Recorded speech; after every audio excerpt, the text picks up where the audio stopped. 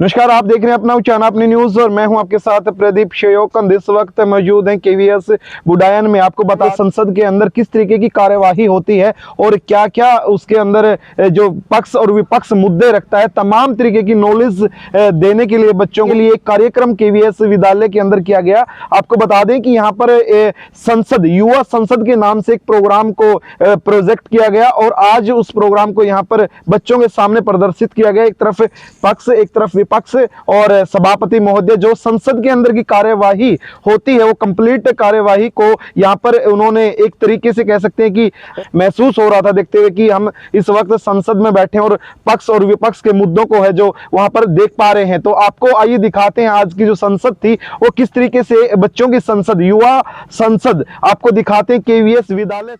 अब मैं माननीय सदस्यों से अनुरोध करता हूं कि वो प्रश्नकाल की गरिमा को बनाए रखते हुए अपने प्रश्न पूछेंगे और मैं सरकार से अनुरोध करता हूं कि उन प्रश्नों के उत्तर जो निर्धारित समय है उसी में देने का कष्ट करें।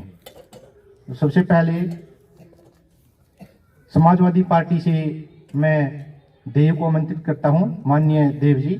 माननीय महोदय जी, मैं आपके माध्यम से शिक्षा मंत्री से जानना चाहता हूं कि हमारे माननीय प्रधानमंत्री जी के द्वारा चलाया गया प्रोग्राम परीक्षा पे चर्चा से विद्यार्थियों को क्या प्रभाव हुआ। माननीय शिक्षा मंत्री जी। धन्यवाद माननीय महोदय। मैं प्रतिपक्ष के माननीय सदस्य को अवगत करवाना चाहती हूं कि माननीय प्रधानमंत्री श्री नरेंद्र मोदी जी द्वारा चलाए गए प्रोग्राम परीक्षा पर चर्चा में हर वर्ष विद्यार्थियों को माननीय प्रधानमंत्री जी से मिलवाया जाता है और बच्चों से माननीय प्रधानमंत्री जी उनके सवाल पूछते हैं और उनका उचित उत्तर देते हैं। इन प्रश्नों के उत्तर से सभी छात्रों का संदेह दूर होते हैं और छात्र तनाव मुक्त होते हैं। सभी छात्र अपनी परीक्षाओं को टेंशन बिना देते हैं और जिससे वो अपनी परीक्षाओं को उत्साह में पूर्ण देखते हैं।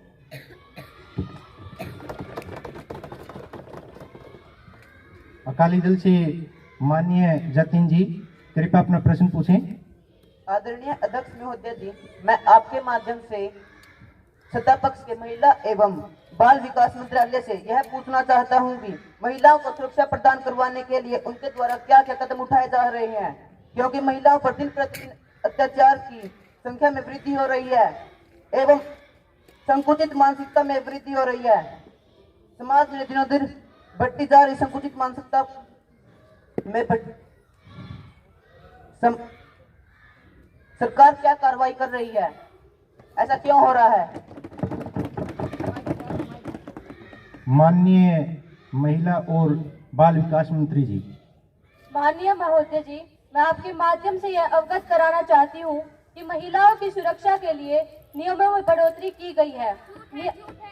नियमों को मैं माननीय सदस्यों से निवेदन करता हूं कि कृपया सदन की गरिमा बनाए रखें।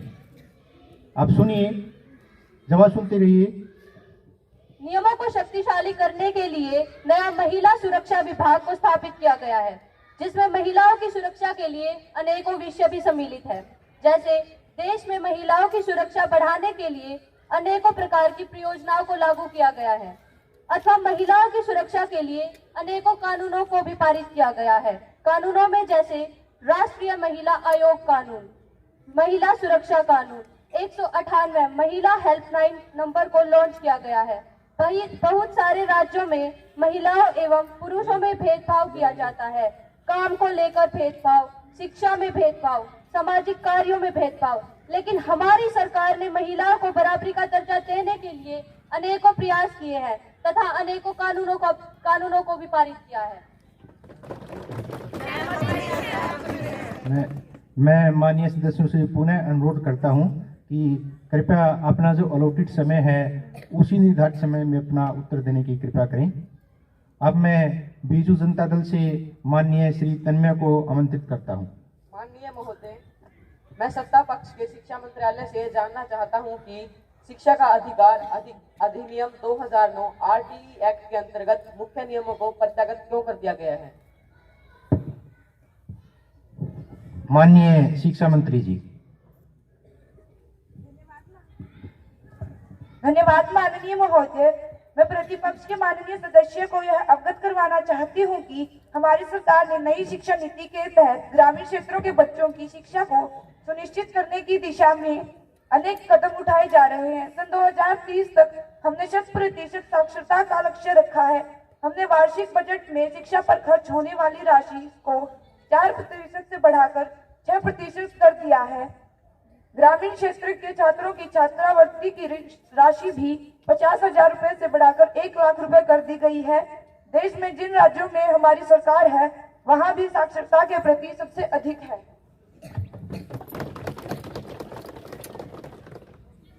अब मैं अकाली दल से माननीय तनु से अनुरोध करता हूं कि वो अपना प्रश्न पूछें। माननीय महोदय, मैं आपके माध्यम से सत्ता पक्ष के वित्त मंत्री से पूछना चाहती हूं कि जिस समस्या के कारण पूरे देश में हाहाकार मचा हुआ है, गरीब आदमी का जीना मुश्किल हो गया है। महंगाई की मार के कारण हमारे देश में लाखों की संख्या में भूखमरी के कारण लोग मर रहे हैं। अतः महंगाई को रोकने के लिए सरकार के द्वारा क्या प्रयास किए जा रहे हैं? माननीय वित्त मंत्री जी। मैं प्रतिपक्ष के नेता को बताना चाहूंगी कि देश में रेटों की दरों में जिस गति से गिरावट आई है वह सरकार द्वारा किए गए प्रयासों का ही परिणाम है। हमारी सरकारों द्वारा देश के 80 करोड़ लोगों को मुफ्त में कृपया शांति बनाए रखिए। मनरेगा के तहत 12 लाख करोड़ लोगों को रोजगार मुहैया करवाया गया है और इसके लिए हमारी सरकार प्रतिबद्ध है।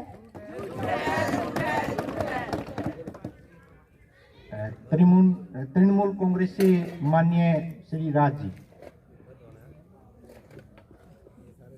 माननीय महोदय जी, आपके माध्यम से मेरा प्रश्न सत्ता पक्ष से है कि सत्ता पक्ष के रक्षा मंत्रालय से है कि अभी हाल ही में हमारे देश में आतंकी हमले बढ़ गए हैं। हाल ही में हमारे देश के संसद भवन में हमला हुआ है। इस प्रकार की अप्रिय घटनाओं पर और वह इसकी रोकथाम हेतु सरकार क्या प्रयास कर रही है, कृपया उत्तर दीजिए। माननीय रक्षा मंत्री जी। सभापति महोदय, मैं प्रतिपक्ष को अवगत कराना चाहती हूँ कि उनके लिए सरकार बॉर्डर पर और अधिक बंदी कर रही है। चिन्हित आतंकियों को पकड़कर जेल में डालने का प्रयास कर रही है। उनको संरक्षण देने वाले लोगों को भी पकड़कर जेल में डाल रही है। आतंकवादियों से लड़ने की रूपरेखा में उपयुक्त बदलाव किए हैं। हमने अपनी सेनाओं को अत्याधुनिक गोला बारूद, हथियार और सैन्य उपकरण उपलब्ध कराए हैं। आगामी वर्षों में लाभान्वित इस क्षेत्र में उत्कृष्ट कार्य किए जाएंगे। सभी माननीय सदस्य कृपया शांति बनाए रखेंगे। हमारी सरकार है वो 2014 में बनाई थी हमने, और 2014 के बाद वर्तमान तक जम्मू कश्मीर में होने वाली जो आतंकी घटनाओं की अगर गणना की जाए तो वो बिल्कुल ना के बराबर है। अगर हम पीछे का इतिहास उठाएं तो आए दिन वहां हमारे सैनिकों पर पत्थर फेंके जाते थे, आए दिन हमारे सैनिकों को पीटा जाता था, मारा जाता था, उनके हथियार तक छीन लिए जाते थे। लेकिन आज मैं आप लोगों को बताना चाहता हूं कि हमारे देश की जो सेना है वो इतनी सशक्त है कि विश्व में जहां भी कहीं इस तरह की घटनाएं घटित होती हैं वो हमारे देश के सैनिकों से सलाह मशवरा करते हैं। तो ये हमारे देश को सशक्त बनाने का ही परिणाम है, और आने वाले जो समय है वो हमारी सेना का होगा। विश्व स्तर में जहां भी इस तरह की घटनाएं होंगी वहां शांति स्थापित करने का जो कार्य है वो हमारे देश की सेना करेगी। और आज हमारे देश के जाबाजों का जो हौसला है वो आसमान की ओर है। तो मैं विपक्ष को बताना चाहता हूं कि 70 साल का जो इतिहास है आप उसको भूल गए हो। अपने पीछे का इतिहास उठाकर देखिए कि किस तरह से हमारे सैनिकों के सर काट लिए जाते थे। आज वो घटनाएं मोदी जी के कार्यकाल में संभव नहीं है, ये आप देख लेना।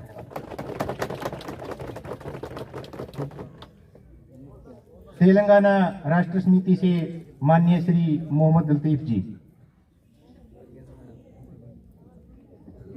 माननीय महोदय जी, मैं आपके द्वारा सत्ता पक्ष के पेट्रोलियम मंत्री से जानना चाहता हूं कि चुनाव से पहले माननीय प्रधानमंत्री जी ने घरेलू गैस 400 रुपए देने का वायदा किया था। परंतु चुनाव के बाद तो सिलेंडर की कीमत 1200 रुपए हो गई, क्यों?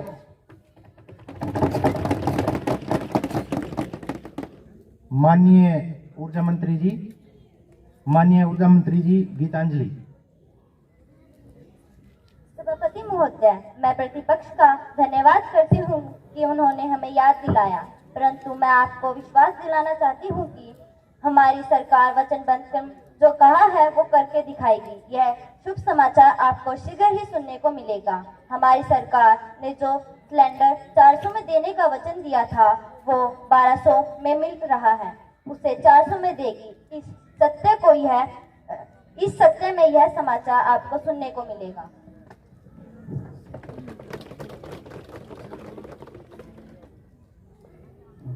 माननीय सदस्यों से पुनः अनुरोध है कि कृपया सदन की गरिमा बनाए रखते हुए कार्यवाही को संचालित करें। अब मैं समाजवादी पार्टी से माननीय यशवीर जी। माननीय महोदय जी, मैं आपके माध्यम से सत्ता पक्ष के पर्यावरण मंत्रालय से यह प्रश्न पूछना चाहता हूं कि जैसे जैसे हमारे देश में सरकार नई नई डिजिटल योजनाएं ला रही है, वैसे वैसे हमारा पर्यावरण रेडिएशन की वजह से दूषित होता जा रहा है। इस प्रकार की घटनाओं की रोकथाम हेतु सरकार द्वारा क्या प्रयास किए जा रहे हैं?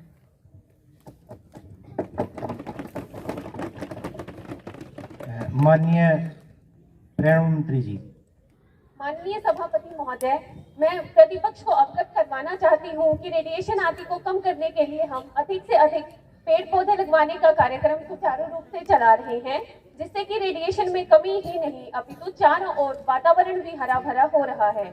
इसके साथ ही हम मेट्रो सिटी जैसे कि दिल्ली, मुंबई, कोलकाता आदि में ग्रीन मेट्रो पिलर योजना लेकर आए हैं, जो कि रेडिएशन में कमी के साथ साथ हरियाली को भी बढ़ावा देता है।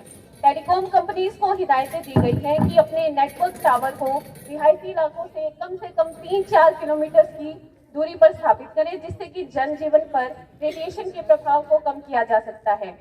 टेलीकॉम कंपनीज के नेटवर्क को घटाने व बढ़ाने को लेकर अनेक ऑफिस स्थापित किए गए हैं, जिससे कि हिंसा आदि के समय मोबाइल नेटवर्क को कम या ज्यादा किया जा सकता है, जो कि रेडिएशन को कम करने में मददगार है। कांग्रेस पार्टी से सांसद माननीय श्री आयुष जी। माननीय महोदय, मैं सत्ता पक्ष के स्वास्थ्य मंत्रालय से पूछना चाहता हूं कि सरकारी अस्पतालों की दुर्गति का क्या कारण है और उसकी रोकथाम हेतु कौन से प्रयास किए जा रहे हैं? माननीय स्वास्थ्य मंत्री जी। धन्यवाद जी। सभापति महोदय, मैं प्रतिपक्ष को अवगत कराना चाहती हूँ कि 2014 के बाद हमारी सरकार ने देश में स्वास्थ्य के क्षेत्र में जो ऐतिहासिक कार्य किए हैं, पिछले वर्षों में हमने देश के अलग अलग में 8 एम्स अस्पताल, 8000 MBBS डॉक्टर को रोजगार मेला के तहत नियुक्त पत्र प्रदान किया है। माननीय सदस्य से अनुरोध है कृपया सदन की गरिमा बनाए रखें। आप अपनी सीट पर बैठिए सर। आगामी वर्षों में लाभार्थी में भी इस क्षेत्र में उत्कृष्ट कार्य किए जाएंगे। हमारी सरकार इसके लिए प्रतिबद्ध है।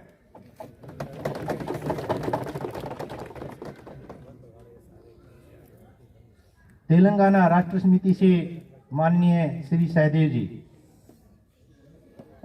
माननीय महोदय, मेरा सवाल परिवहन मंत्री से है कि भारत में लगभग 40% सड़कें असुरक्षित और टूटी हुई हैं, जिसके वजह से दिन प्रतिदिन दुर्घटनाएं बढ़ती जा रही है। मेरा सवाल है कि आपने इसके रोकथाम के लिए क्या क्या कदम उठाए? माननीय श्री परिवहन मंत्री जी। माननीय परिवहन मंत्री जी। सभापति महोदय, मैं प्रतिपक्ष को अवगत करवाना चाहती हूँ कि मैं सड़कों पर लाल बत्ती की व्यवस्था कर रही हूँ ताकि रात को होने वाली दुर्घटनाएं कम हो जाएं। साथ ही मैं सड़कों पर लाइट लगवाने की भी व्यवस्था कर रही हूँ और आप सबसे वादा करती हूँ कि इसी क्षेत्र में 2 लाइन हाईवे को 4 लाइन हाईवे में बदल दूंगी ताकि लोग सुरक्षित रहें। इसको इधर रख दे।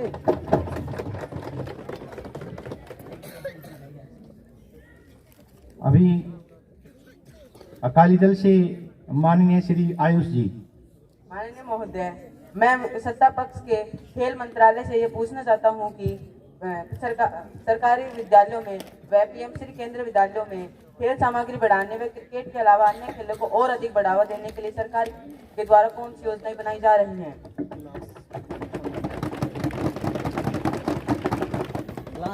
माननीय खेल मंत्री जी।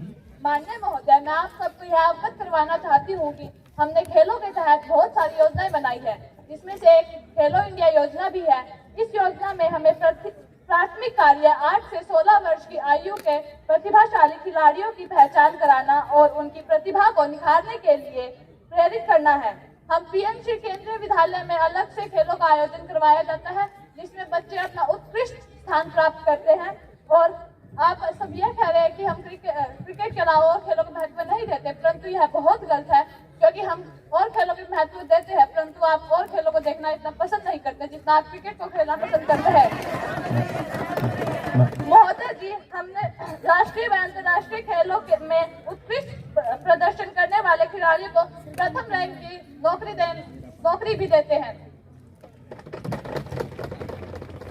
तो मैं माननीय सदस्यों से पुनः अनुरोध करता हूं कि कृपया सदन की गरिमा बनाए रखें। आप पहले प्रश्न के उत्तर सुन लीजिए, आप बाद में आपको समय दिया जा सकता है, आपका जो निर्धारित समय है वो दिया जाएगा आपको। अब मैं तृणमूल कांग्रेस से माननीय श्री हार्दिक जी से निवेदन करता हूं कि वो अपना प्रश्न पूछें।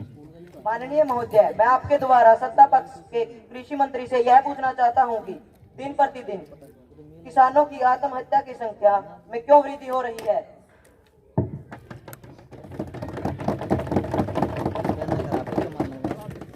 माननीय कृषि मंत्री जी। सभापति महोदय, मैं प्रतिपक्ष को अवगत करवाना चाहती हूं कि भारत सरकार किसानों की आत्महत्या को रोकने के लिए प्रयासरत है तथा कृषि में विकास के लिए पूरा योगदान दे रही है। खेतों में पानी व लाइट का प्रबंध कराया जा रहा है, सिंचाई के लिए सामग्री उपलब्ध करवाई जा रही है, गरीब किसानों के लिए सब्सिडी उपलब्ध करवाई जा रही है। आगामी बजट में हमारी सरकार किसानों को 12,000 वार्षिक रुपए देने जा रही है। हमारी सरकार इसके लिए प्रतिबद्ध है। धन्यवाद।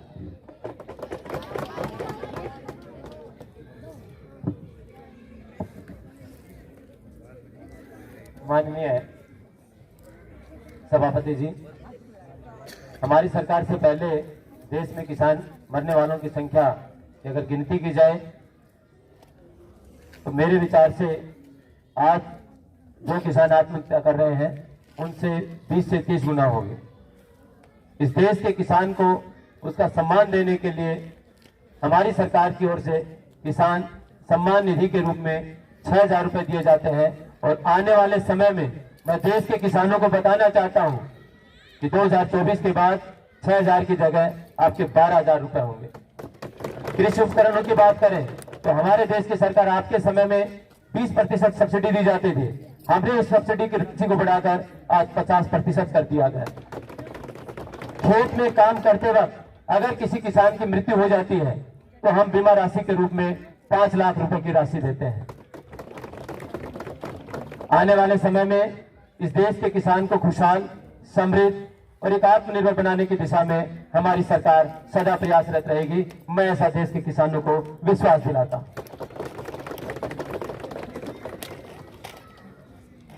माननीय महर्षि महोदय, मैं आपके माध्यम से माननीय गृह मंत्री जी से अनुरोध करता हूं कि आप अग्निपथ योजना बिल को सदन के पटल पर रखने का प्रयास करें। माननीय महोदय जी, भविष्य में जिस प्रकार की चुनौतियां हमारे देश के समक्ष आ रही हैं, जिस प्रकार से देश में देश की भावना बढ़ती जा रही है, जिस तरह से हमारे देश का जो युवा है वो अपने पथ से भटका हुआ है, तो उनको सही राह दिखाने के लिए, देश को सशक्त और समृद्ध बनाने के लिए हमारी सरकार की ओर से एक योजना लॉन्च की जा रही है, अग्निवीर योजना के नाम। मैं विपक्ष के सदस्यों को अवगत करवाना चाहता हूं कि ये योजना हमारे देश के खुशहाल विकास में इस योजना का अहम योगदान रहेगा। इस योजना की कुछ विशेषताएं हैं, मैं उन पर चर्चा करना चाहूंगा। इस योजना के तहत जो युवा फौज में भर्ती होते हैं उनसे 4 साल तक उनकी सेवाएं ली जाएंगी। 4 वर्ष के बाद उन सैनिकों में से 25% सैनिकों का चयन आगामी सेवा के लिए चयन होगा और बाकी के जो सैनिक हैं उनको एक सम्मान राशि दे करके तुम्हारी इन्हीं हरकतों के कारण देश की सरकार, देश की जनता ने आपको पूरी तरह से नकार दिया है। अभी 3 राज्यों के जो चुनाव हुए हैं आपने देखिए, मैं माननीय है ना, प्यार क्या है, आपने प्रतिबद्ध जहां बोलना था मोस्टली टाइम आपने प्रतिबंध बोला है। तो हिंदी में क्या शब्द बोलना है, इसीलिए कहा जाता है कि हमारी हिंदी बहुत महान भाषा है, क्योंकि हिंदी की बिंदी भी बोलती है। और आपने जहां बिंदी नहीं है वहां लगा दी है, और जहां नहीं होनी चाहिए वहां लगा चुके थे। प्रतिबद्ध को प्रतिबंध बोला गया तो उससे पूरा अर्थ ही बदल जाता है। इसलिए बच्चों जो भी प्रस्तुति यहाँ से दे, बड़े प्रैक्टिस करो अच्छे से। बहुत बढ़िया प्रयास था, प्रथम आपने फर्स्ट टाइम ये प्रयास किया है और मुझे लगता है कि बेहतरीन एफर्ट्स थे आप लोगों के, और बेहतर किया जा सकता है। और अगली बार हम आपको विद कॉस्ट्यूम ये करवाएंगे पार्लियामेंट सेशन, जिसमें आप बाकायदा फीलिंग लेंगे कि आप प्रधानमंत्री बने हैं। आप वो कॉस्ट्यूम बाकायदा देके आपको आपके सामने आपकी प्लेट रखी जाएगी कि क्या आपका पोर्टफोलियो है, कौन सा विभाग आप देख रहे हैं। तो उसके बाद थोड़ा सा और ज्यादा ग्रेस आएगा। हाँ, विपक्ष वालों को थोड़ा सा, आप नेगेटिव चीजें जल्दी सीखते हैं बच्चे।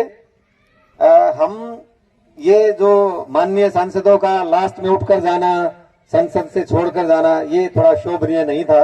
ये हम बच्चों को सिखाने के लिए नहीं है। ये संसद में हो रहा है कि नहीं हो रहा है, हम ये इस बात की नहीं करेंगे। बट जब स्कूल लेवल पे हम प्रतियोगिता करते हैं तो बच्चों को, अपनी जो बाकी स्टूडेंट देख रहे हैं उनको सिखाने के लिए हम वॉकआउट तो करेंगे नहीं। हम असहमत हो सकते हैं सरकार के विचारों से, परंतु हम कभी भी संसद का वॉकआउट करके बाहर नहीं जाएंगे। और अपने सवाल रख सकते हैं, शून्य आवर में अपनी बातें रख सकते हैं। जो भी इसकी प्रक्रिया है उनको हम सम्मान के साथ संसद, क्योंकि सर्वोपरि क्या है, संसद सबसे, एक स्टूडेंट के लिए या एक देश के लिए सबसे सम्मानित चीज है संसद। तो संसद का अपमान किसी भी कीमत पर हम सह नहीं कर पाएंगे, नहीं सहेंगे। और उसके लिए चाहे कोई भी हो, देश हमारा जो है, हमारी पहचान हमारी संसद से है। हमारे जितने भी कानून बनते हैं देश में, जो भी नई चीजें लागू होती हैं, वो सब संसद के माध्यम से।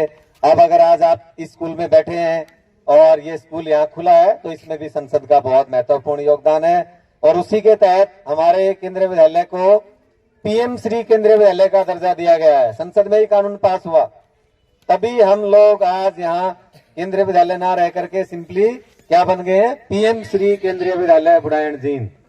तो और ये हमारे लिए सौभाग्य की बात है। और हमारे नन्हे मुन्ने बच्चों ने पहली बार एफर्ट्स किए। मैं उम्मीद करता हूँ आगे और बेहतरीन आप देंगे। धन्यवाद, धन्यवाद। आज ये युवा का जो संसद का क्या कार्यक्रम था उसके बारे में बता दीजिए पहले तो। हाँ, ये युवा संसद जो है बच्चों को मोटिवेट करने के लिए, हमारे देश की संसदें किस तरीके से काम कर रही हैं बच्चों में जागृति लाने के लिए। और वाकई में सरकारों की जो मुहिम है कि बच्चों को एक जागरूक नागरिक बनाया जाए। आज का दिन नॉर्मल शिक्षा का ना रह करके स्कूलों में बच्चों को ऑलराउंडर तैयार करना है।